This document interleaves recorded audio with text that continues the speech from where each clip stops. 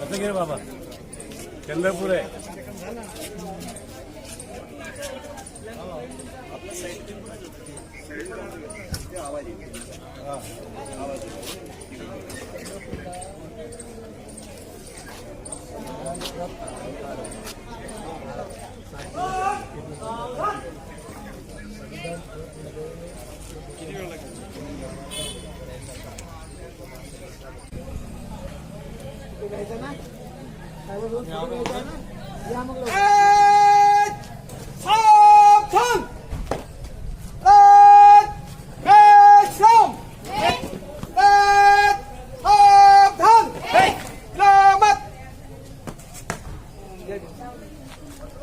आज परेड पर 3 अफसर 27 सैनिक अधिकारी कमान।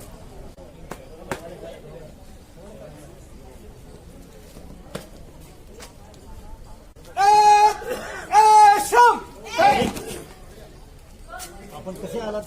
गाडीनं आलाय, ट्रेननं आलाय, कसं आलाय? गाडी गाडी सगळी फोर व्हीलर गाडी 500 मोर चंद्रपूर कसे आले?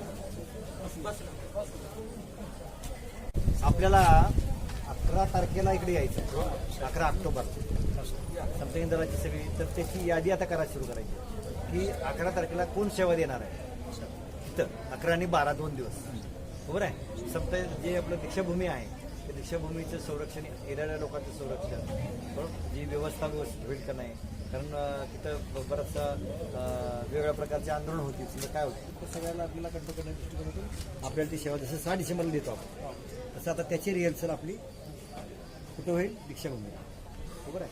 सगळी तयारी आहे ना? Yes sir. हां यस सर. खर्चानं यस सर.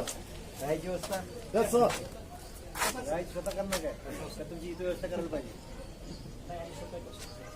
मग लेडीजची पण करता येईल, जेंट्सची नाही करता येणार. हा लेडीजची करू आपण, कुठे घेतो ती तुम्ही तयार करायची.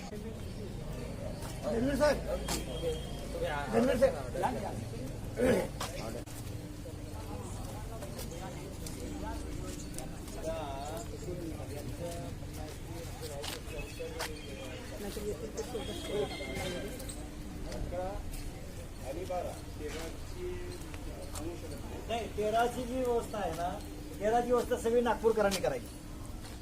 11 आणि 12 फक्त नागपूर आणि बाहेरचे समजा सगळं विदर्भातले सगळे बरोबर आहे. दुसरी गोष्ट, मी महाराष्ट्रातली पण काही जे सैनिकांची मागवतो बरोबर आहे, त्या देशातली पण मागवू, बाहेरच्या राज्यातले तुम्ही कमी पण काय पूर्ण देशामधून यायला नाही चालेल काय तुम्हाला?